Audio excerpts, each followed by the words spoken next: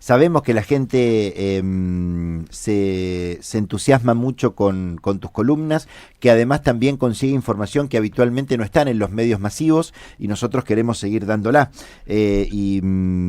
Estamos con, yo lo voy a decir, no tengo ningún problema, si no es la uno es la número 2 o si no es la número 2 es la número uno en lo que significa el expertise que tiene Irene a la hora de hablar de medio ambiente, de conciencia ambiental, del trabajo que esto debe realizarse. Así que para nosotros es una manera de prestigiar la radio, tenerla a Irene. Irene, bueno, hoy me tiraste un dato que cuando lo veía en la previa, cuando armaba la producción del programa, digo, hay algunas cosas que vale la pena detenerse para conocer un poco más, ¿no? Y en este caso hay un hielo marino, o sea, lo que tiene que ver con la parte del mundo que está congelado el mar, pero que tiene un mínimo histórico. ¿Eso significa que nos estamos derritiendo? Explícamelo, Irene, para que me quede tranquilo y no piense que estamos con el día después de mañana, ¿no?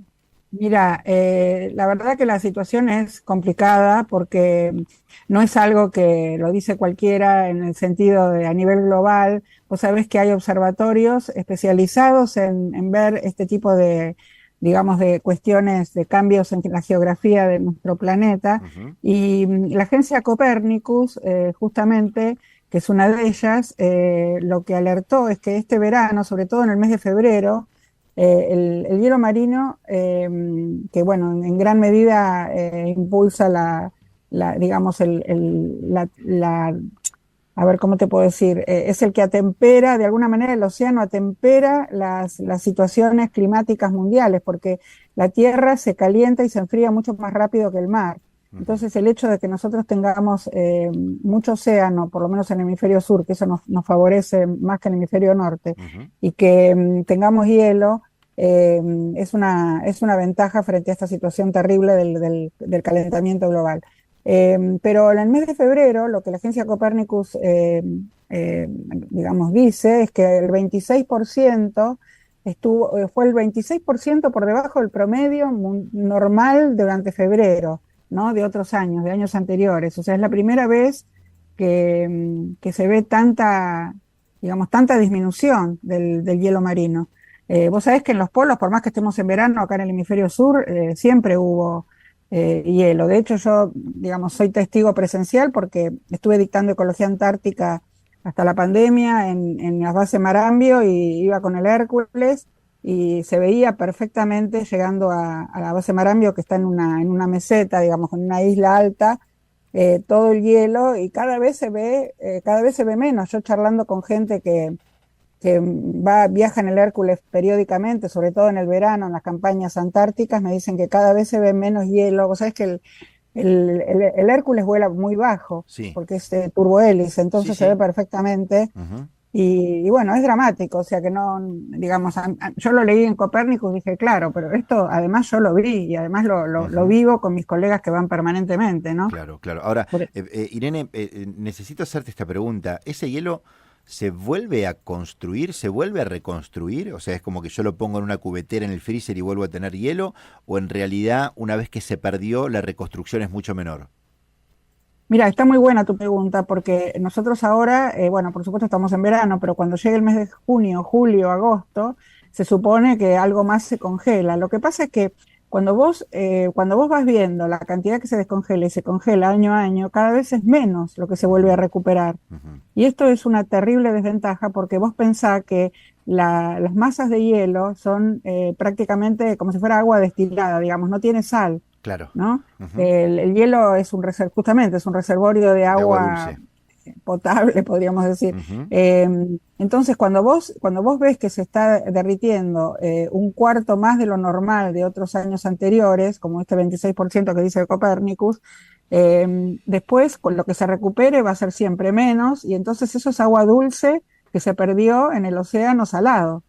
Claro. Para desalinizar el agua de mar, no es que no se pueda hacer, de hecho hay países que lo hacen, pero es carísimo. Nosotros no estamos en condiciones en la Argentina Ujú. todavía de tener en todas partes ese sistema de ósmosis inverso que tienen, por ejemplo, los países de la Liga Árabe, Israel, Seguro. Australia. Bueno, O sea, países que realmente sufren muchísimo la sequía, ¿no? nosotros aquí en el Parque Industrial de Mar del Plata hay una empresa que se dedica a hacer este tipo de equipamiento, como para que... Sí, cada vez más. Ujú, Inclusive acá se utiliza mucho en la provincia de Buenos Aires y en otras provincias de la Argentina por el tema del arsénico. O sea, es que el ujú, arsénico produce una enfermedad. El arsénico, por empezar, que existe en nuestro país y en otros países del Cono Sur, no es de origen humano. ujú, Eso se depositó debajo de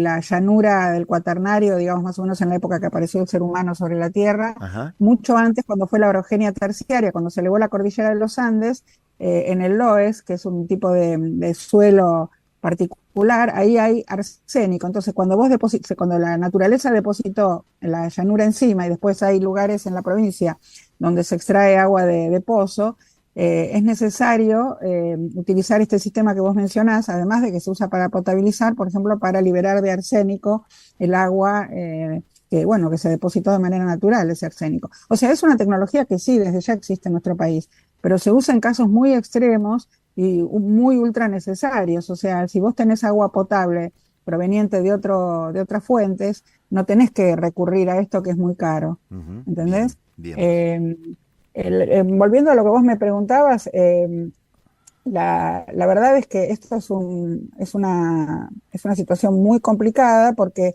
este febrero que tuvimos este año fue el más cálido registrado hasta la fecha, según los datos del Servicio de Vigilancia Europeo, que es este centro Copérnicus, ¿no? Ujú, bien. Vos Entonces dijiste, es muy complicado que después se sí, pueda recuperar en el invierno. Y lo mismo está pasando en el hemisferio norte en este momento que están en invierno. Vos ves que los hielos sobre el Ártico son menores, es menor la cantidad que lo que hubo otros inviernos. ujú, ujú, bien. Entonces, Vos sabés es que difícil. entiendo, pero cuando dijiste Copérnicus y Centro Observatorio Europeo, yo te voy a explicar qué se me vino a la cabeza. ¿Viste cuando empiezan las películas de cine catástrofe y que muchas veces empiezan con un dato que está recepcionado por un observatorio puntual? Bueno, se me vino a la cabeza un señor solo o una señora sola sentado adelante de las computadoras que están midiendo lo del hielo marino, recibiendo ese dato y que enseguida se despertaba algún tipo de alerta sobre ese tema. Soy muy fantasioso, como te darás cuenta, Irene, digamos, No, no, pero pero esto es algo que está no voy a, tomado de datos reales, es está algo que tomado de no, la es algo que realidad. no voy a perder.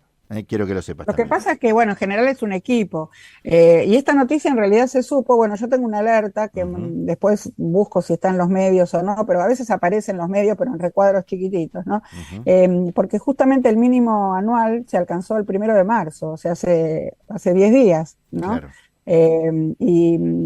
Es el segundo más bajo registrado en 47 años de seguimiento, ¿no? Bueno, eso lo informó Ujú, el Centro Nacional de Datos de Nieve y del Hielo, ujú, que tiene las siglas NSIDC por el inglés. bien. Y los observatorios de Estados Unidos, que son eh, tienen una tecnología muy moderna también, bueno, lo confirmaron, digamos, lo Ujú, ratificaron. bien. Irene, gracias por el tiempo. Nos encontramos el martes que viene. Dale. Un placer enorme, Adrián, y bueno, Igualmente. bienvenido a nuestro programa. Dale.